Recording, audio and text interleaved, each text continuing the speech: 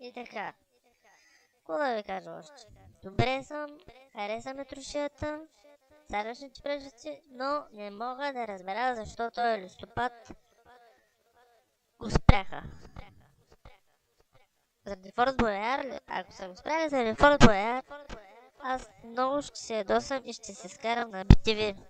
Защото не може така да спрат този турски филм.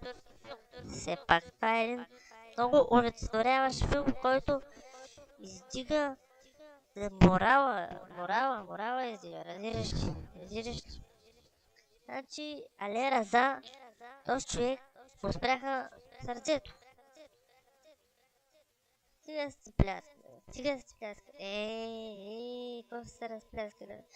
Але Раза му спряха сърцето. Шефкет е виновен за всичко. Да, обърках се. Исках да кажа Ус е виновен за всичко, защото взе джида и избягаха в хотела.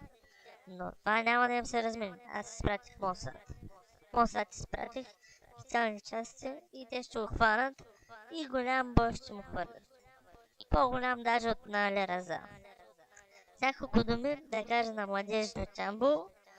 Затварям тази тема. Уважава, аз пак ще се включвам.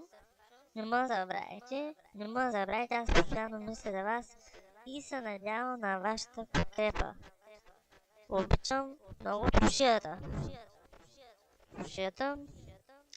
И те, Миленчо, умната и ти сте своите барабани, че бабите много се ядосват. Не правих впечатление. Всичко е наред.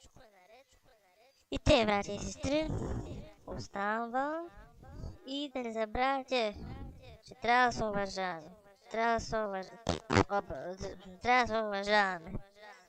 Всичко добро на всички. Айде, чао и вече може да пляскате и да махате.